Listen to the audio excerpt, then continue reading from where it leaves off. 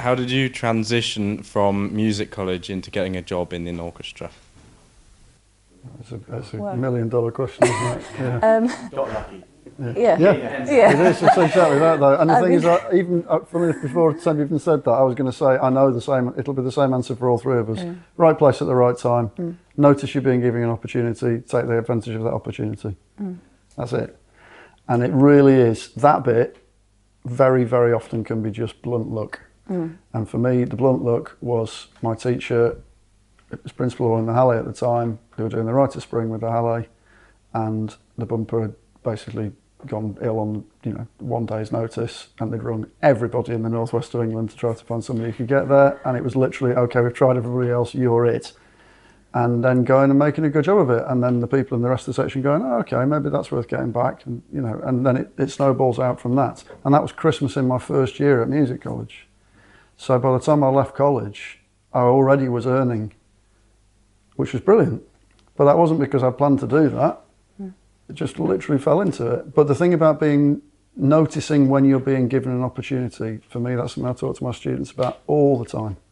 The number of people that I hear have been offered things that have said no because they didn't fancy it, or it was a bit too far to travel, or all that kind of thing. It's like, what? What are you doing? You've no idea who's going to be there. My first date that I did playing with any orchestra ever was with a group called the Westmoreland Symphonia, playing the Four Requiem in the middle of absolute nowhere in the Lake District. I had to go there by train and stay overnight because there wasn't a train coming back home. And it turned out that 3 of the 5 people in the section were members of the BBC Phil. I mean, brilliant. So at the age of 13 or something, I've met half the BBC Phil section already. And then, exactly like Elspeth was saying, 15 years later and you're playing with that section, oh, you're that kid that we did that thing with, aren't you? And there's already that point of contact, and it's fun then. But how easy would it have been for me to just say, oh, you know what, I can't really be bothered with that, going to the middle of nowhere to play a piece I'm not that fussed about. It would have been really easy just to say no. But luck of getting the offer in the first place, that's a huge thing.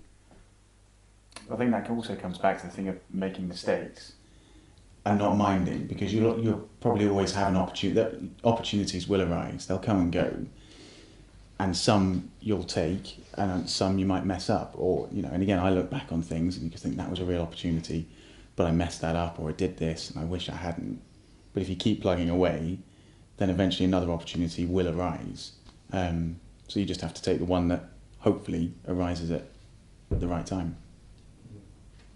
Yeah, I think just to add to that, I think for me it was quite a bit more random in that I didn't get any offers like that particularly. I did like some sort of random gigs through other students and stuff.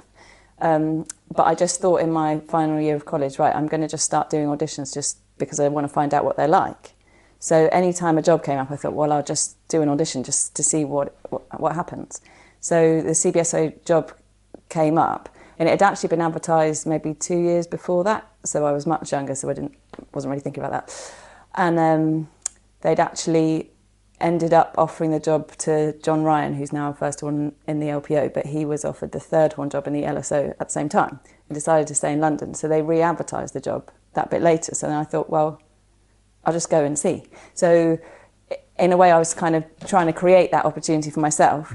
And because I wasn't going with the mind of like, I want to get this job, it was just like, I'm going to go see what an audition is like. It wasn't so stressful really. So I guess that was the luck bit as well.